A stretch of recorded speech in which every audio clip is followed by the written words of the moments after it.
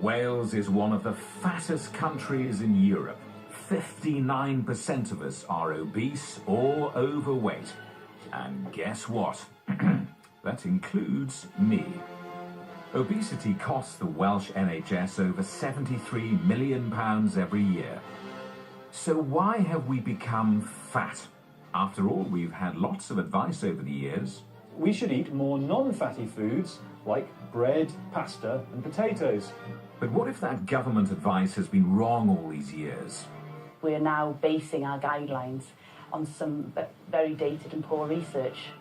Now have a look at this roast. Would you say this is healthy? And what about now? Well, according to a controversial new report, this really is the healthy option. Tastes good. So apparently fat is fine. There is no convincing evidence that links saturated fat with heart disease. It's carbs which are the real killer. Carbohydrate at the end of the day is just sugar. I'm going to take my life and my belly in my hands and go on this controversial low-carb, high-fat diet, despite warnings from the medical establishment. Honestly, I think you're probably going to cause more harm to your body than good. Is it time to cut the carbs and fill up on fat?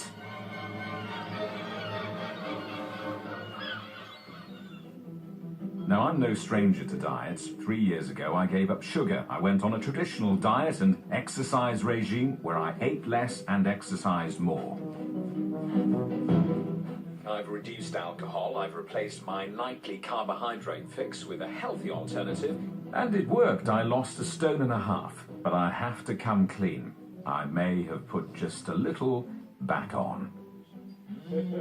Wales has an obesity epidemic. So when a group of health professionals published a report that challenged the government dietary guidelines and proposed that a low-carbohydrate, high-fat diet could be the answer, I wanted to investigate. Lovely, thank you very much. Now, the idea of this diet is to get most of my energy intake from foods high in fat, such as meat, fish, and dairy products, rather than what the government guidelines suggest, which is a strict limit on fat. They endorse a higher proportion of starchy carbohydrates like bread, pasta, and potatoes. Dr. Zoe Harcombe is a great advocate of the low-carb, high-fat diet. So what are the ingredients for success? What I wanted to show you here is what 25 grams of carb looks like, and that's what we're going to be trying to get you to do over the next 2 to 3 weeks. And why does 25 grams of carb matter? Why that quantity? It's taken you down to your carb intake being about 5% of your energy intake, but it's just to give you an idea of how little it is of certain foods and how much you can get of other foods. This, for example, would be 25 grams of carbohydrate in the form of rice. And if you like pasta... I do like pasta. That's your pasta allowance, I'm afraid, if you choose to take your carb intake in the form of pasta. Goodbye spaghetti carbonara and spaghetti bolognese. Yeah, you're getting the idea. Sunflower oil and olive oil, lard, butter, these things do not contain carbohydrates. You're saying lard is okay? Lard is fine. It's goodbye to the starchy things that the government tell us to base our meals on. So the good news is that we're going to serve you some pork and crackling, and that is what you're going to be able to eat in unlimited quantities. Oh my goodness. That looks lovely, doesn't it? Yeah. Crackling, which is fat. Yes. Which is good fat. Any fat found in real food is good fat. There's only one bad fat, and that's the one made in factories. It's called trans fats. So fat that comes from an animal or plants or vegetables are good. Fats that come from factories, bad. Pretty much. It smells absolutely wonderful. I wouldn't normally have all that amount of crackling, but it looks absolutely wonderful. Lots of greens. I usually wouldn't have that many greens. I'm not a huge fan of the greens, but I know I'm going to have to fill up on them. Ordinarily, I wouldn't have this much butter with my food, but here goes.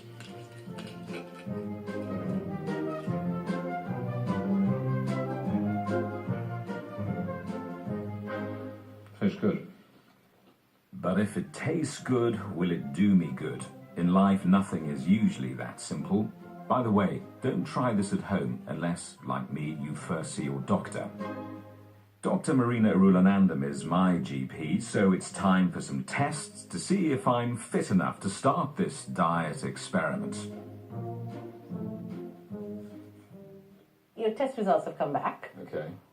you're going to live, Yeah. which is very good. Yeah. You're not pregnant, which is even better. Even better. Good. That is good news. You can tell a lot from blood, can't you? It's very impressive. Absolutely. Okay, so your cholesterol, your total cholesterol is 5.6. So that's slightly higher than we'd expect it to be. According to the guidelines, it should be anything between 4 and 5 would be acceptable. So it's slightly over where it Slightly should over. be. But I'm not too concerned about you embarking on this diet. Okay. But I've got to reiterate that it's got to be very short term. 3 weeks, that's the plan. I'm going to do it for 3 weeks. Fine. Okay. The other thing to remember is, yes, you're doing this diet for 3 weeks. Don't go overboard and think, okay, wow, I'm having a high-fat diet. I can eat lots of cream and lots of red meat, and, I can put cream into all my sauces. Just be a little bit sensible about what you're doing, okay? You know the risks with high fats. My doctor has cautiously agreed to my body experiment, but as expected, she's concerned about my arteries. Surely a high-fat diet can't be good for my heart. A prominent supporter of the benefits of this diet is the London cardiologist Dr. Aseem Malhotra. There is no convincing evidence that links saturated fat with heart disease. I wanted to ask him if he thought it was safe for me to do this diet. The evidence is very clear. Dietary fat does not clog the arteries. What's driving this is refined carbohydrates, too much sugar. I've treated thousands of people with heart disease over my career, and what I tell them is that they should follow what I call evidence-based scientific studies that tell you the best diets for heart health, which is what I would say is a high-fat Mediterranean diet. So that means at the base, it means lots of vegetables, green vegetables, it means nuts, it means olive oil, oily fish, it means cutting out the refined carbohydrates and added sugars, see them as a treat, but not part of a healthy diet. So the fat that clogs up a patient's heart, the kind of patients you see every day, you're saying that fat comes from carbs? Well, what's interesting is when you look at the latest data, and a lot of policymakers, even nutritionists, scientists have not fully appreciated this. When you look at the saturated fats in the blood that are correlated with heart disease and type 2 diabetes, the ones that are driving that, produced by the liver, are sugar, starch, alcohol. So that is what we need to be concentrating on. It is not caused by dietary fat. Well, you couldn't get a much stronger endorsement than that, but this does fly in the face of a lot of the dietary guidance we've all heard for a generation. But if a cardiologist says my arteries will be fine, on with the experiment. My first day on this diet starts with breakfast. Bacon and egg fried in real butter, but no bread. I thought I'd miss eating toast and eating cereal, but I don't really. The South Wales valleys are the epicentre of the Welsh obesity epidemic. I'm in Ebervale to meet Wales' foremost obesity expert and advisor to the Welsh Government, Professor Nadim Haboubi, who advocates a low-fat diet, the opposite of what I'm trying. I'm embarking on an experiment to undertake a low-carbohydrate, high-fat diet for 3 weeks. God. Really? Do you approve? Of course not. Why? Losing weight is never impossible. You go on any diet, you will lose the weight. Sustainability is the most important, and weight maintenance. Maintain weight loss. And I am certain from experience that you cannot sustain that. High-fat diet have risk factor. Very low carbohydrate also have its complication and adverse effect. This is something we discourage actually in this center, in this clinic. We think that people should count their calories. We think people should be on low-fat diet. They should be on complex carbohydrate, not very low, not high either, and they should have adequate protein intake. It's a simple equation. There's no magic about, obesity. It's just simply we are inactive. It's amazing how much we have changed, how much the society have changed. So your advice to me embarking on this experiment is? Waste of time. And honestly, I think you're probably going to cause more harm to your body than good. Well, that's not really what I wanted to hear. I meet with Paul Hinwood, one of his patients. I was working 70 plus hours a week, just grabbing food when I could, drinking too much, not doing enough exercise because I was constantly in work. So how much weight have you lost? Well, I've gone from 230 kilograms down to 213, and that's just from seeing Dr. Haboubi and his team and using some diet pills and just eating healthily.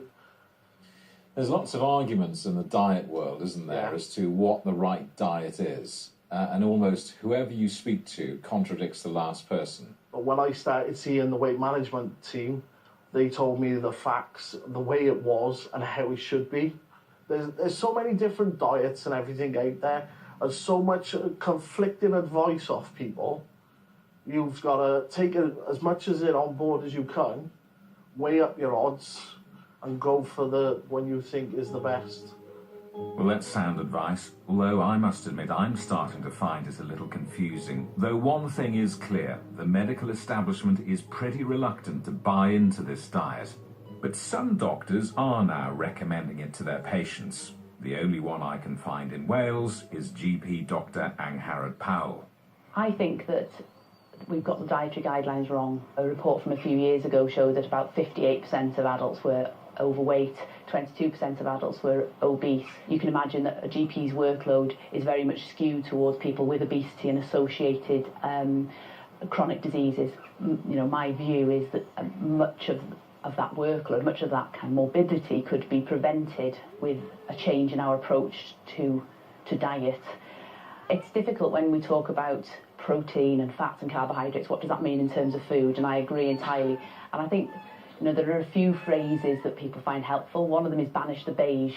I quite like that one because it means cutting out bread, it's cutting out pasta, it's cutting out potatoes and processed foods. I think people imagine with a high-fat diet that you're eating a stick of butter with a couple of nuts on the side. That isn't what I eat. The high fat is in relation to the proportions to the other nutrients, the carbohydrate and the protein. This isn't going to be for everybody, and it isn't for all the patients I see. But certainly I think we should be offering it as part of a suite of options to patients as opposed to a kind of dietary dogma that we all kind of know as individuals doesn't work, but we just think that it's us that went wrong. But I don't think we could have all gone wrong. So what do Dr. Powell's patients make of her unorthodox advice? Catherine Johnson has been on the low-carb, high-fat diet for 9 months since she found out she had type 2 diabetes. There are things that are vital for us in order for us to live, and carbohydrates aren't on that list. My blood sugar has come down from 19.5, which was dangerously high, and it's now averages at 5.5, which is pre-diabetic. So I have halted my diabetes. And your weight's dropped off? Yeah, and that was the happy side effect, that I lost 2.5 stone. But physically, it's so much more than just that. Before I found that by 2 PM I was tired and I needed to nap. I'd begun to feel fuzzy, as though some days as though I was underwater, as though my head just wouldn't clear and I couldn't think as straight. Whereas now I've got a lot more energy. My thinking is sharper. I feel back to the way I was. I hadn't realised I'd changed until I came back to how I used to be. People want a magic bullet. They want a magic tablet because it's easier. People don't want to have to make the changes. That's a frightening thing for people to do. This diet has clearly worked for Catherine, so it's going to be interesting to see how it works for me. So far, so good. I've kept a food diary for the last 7 days. My new life is breakfast of bacon and eggs, steak and veg for lunch, chicken breast for tea.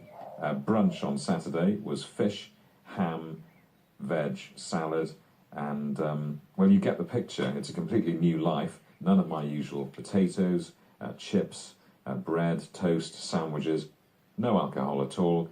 And the upshot is I started this experiment weighing 14.5 stone. I weighed myself this morning, and after 7 days I weigh 14 stone. So I've lost half a stone. So this works. Having said that, Professor Haboubi did say that if you go on any diet, you will lose weight. But to keep up with my experiment, I do have to widen my repertoire in the kitchen. I'm in Pontypool to meet a cafe owner who says he reversed his type 2 diabetes diagnosis by ignoring GP advice, researching online, and losing weight on the low-carb, high-fat diet.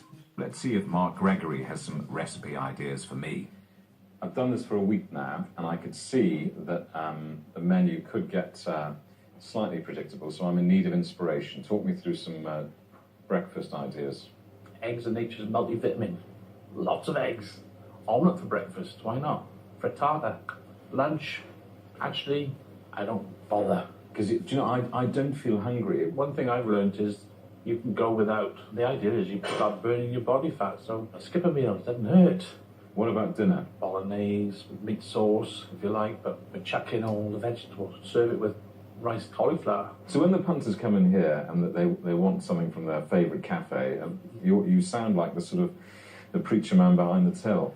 I won't preach, but I think, you know, if the government are allowed to push their version of a healthy diet, then I'm allowed to tell people if they want to know what choices they should be making. And it is all about choices. Think about your diet, making choices. It's a valid point. Why is the low-carb, high-fat diet not widely offered as an option for those trying to lose weight?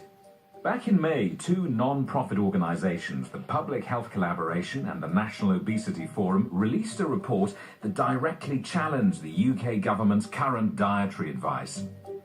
Samuel Feltham is the director of the Public Health Collaboration and one of the key people behind this controversial report. You are going against received medical wisdom, aren't you? Yeah.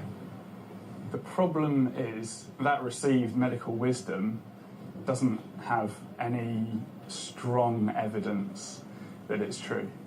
So there's been several analyses of the scientific evidence, and each and every time it shows that a better approach for people to lose weight, become healthier, and even reverse things like type 2 diabetes is by following a low-carb, high-fat diet. You are seriously suggesting that the official dietary guidelines are making us fatter? Yeah, absolutely. Obesity has tripled and diabetes has doubled, and those dietary guidelines have not changed.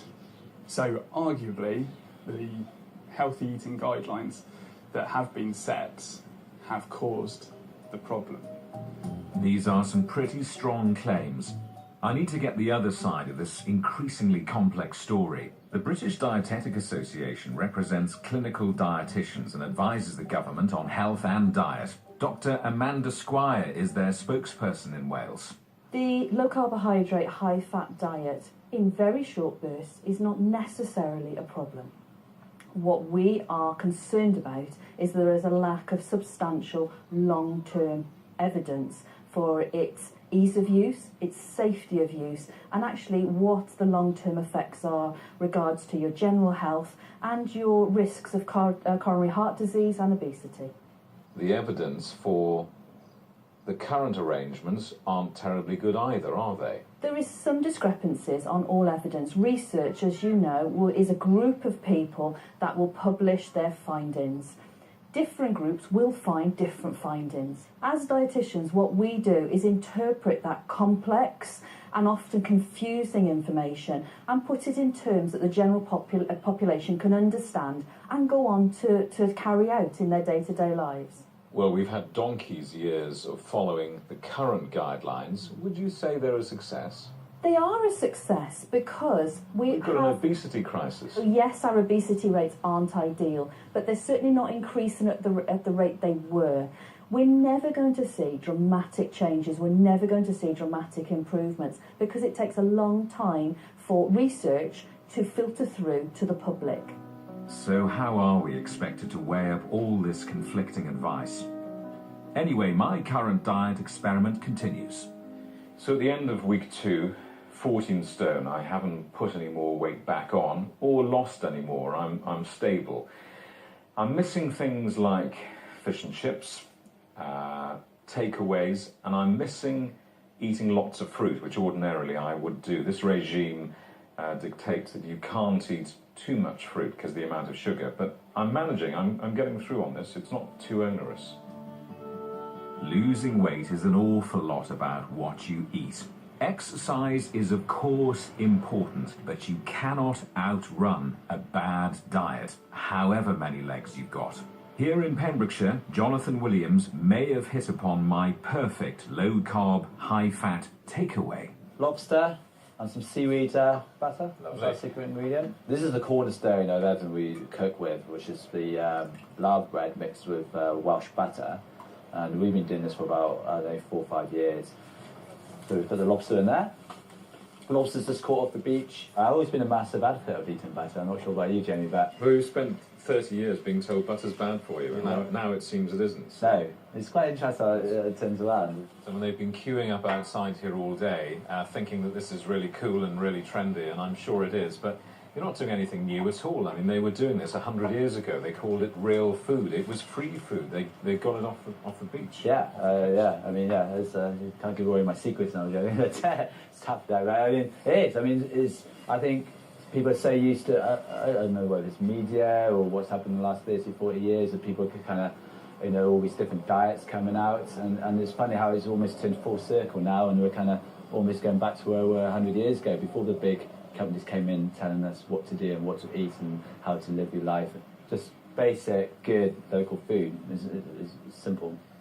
So how does it feel to be the next big thing then? That you are the low-carb, high-fat, trendy diet? Yeah, right, that feels pretty good. I do like my bread rolls to mop up my batter from time to time. I think, I think everything in balance, everything in reason, and I think, you should not be afraid of batter, you should not be afraid of these things. I think, I think they're all good. A healthy takeaway? Well, yeah. It's not possible, surely. I would offer you some, but... Well, it's so good, isn't it? It's so lovely. You get to eat that every day on your diet, Jamie, or just... I wish I could. But it's so simple, isn't it? It's just fish, butter, cook. Yeah. People always say they're really confused about the food they should eat. I guess the simple answer is real food. Real food, not from a factory, straight from the sea in this case. Can the answer really be that simple? And if it is, then why is it not the basis of government advice? With so much criticism of the government guidelines, the question that begs answering is, who's behind the dietary information we're bombarded with? Professor David Miller from the University of Bath is an expert in this subject. So who actually advises the UK government? Scientific committees, which are made up of working scientists from the universities in this country, and they advise the government on the best science on nutrition questions, and they advise the government what to do about that. That's how it's supposed to work. But of course there are informal influences by corporations paying scientists to do research, which can distort the evidence base. The other way in which the corporations influence is through the process of directly targeting and trying to influence civil servants, special advisors, government ministers, and they do that by meeting them directly, by putting on events, by funding think tanks to attract the minister to come and speak, and they do it also directly by funding political parties. So what would you like to see change? Well, I think the key thing is to remove the taint and potential corruption of corporate money in the whole policy process. The advice should be coming from scientists who, to the best of their ability and to the best of our system's ability, don't have conflicts of interest which could adversely affect the kind of advice that they give. When it comes to dietary advice, do you think we should be listening to the UK government? Well, if you want to listen to what the UK government says, you need to ask the question, what underlies that? What science underlies that? And when you look at that closely, it's not the best science. One thing I am discovering is that there's no shortage of disagreement on diet. Governments of every complexion strongly deny that they're influenced by the food industry or that any advice isn't based on objective scientific research. But there are still many questions which I wanted to put to the people in charge in Wales, the Welsh Government.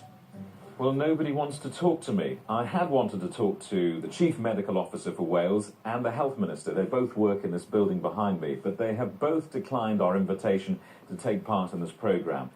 But they have issued the following statement. They say the Eat Well Guide is the UK's national food guide, which has been developed by experts and based on extensive evidence and forms the basis of Welsh Government dietary advice. They say it's designed to promote the optimum balance for a healthy diet, including in relation to starchy carbohydrates and fats.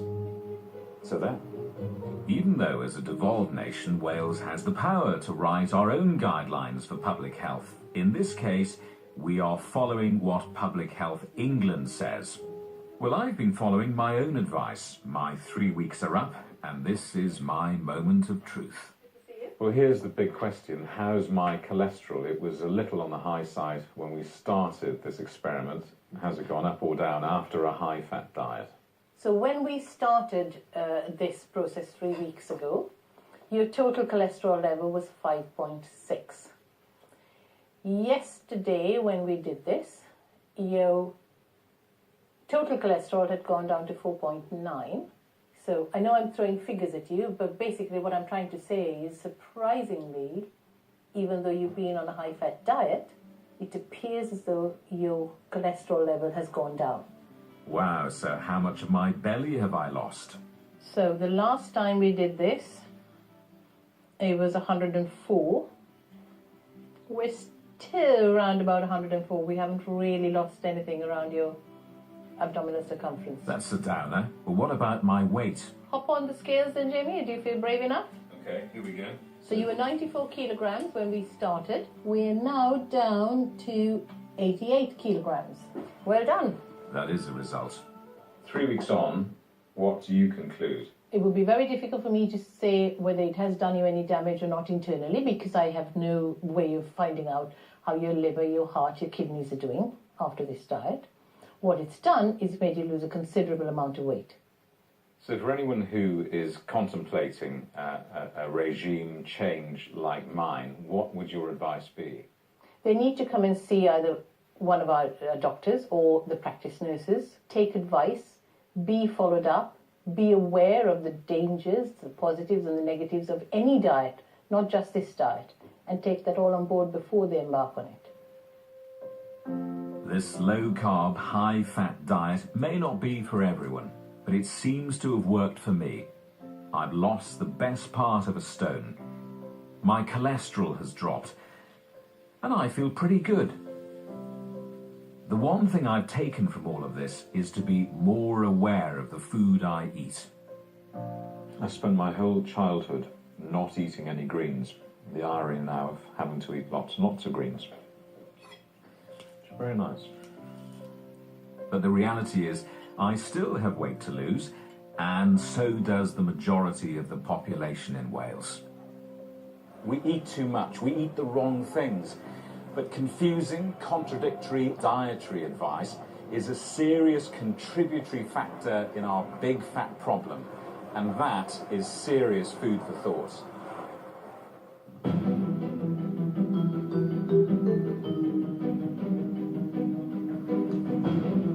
Welsh football is on the up, and former Wales striker Dean Saunders talks to people at all levels of the game to find out what they think will keep it that way. Keeping the Euros dream alive is at 10:40 tomorrow night here on BBC One Wales.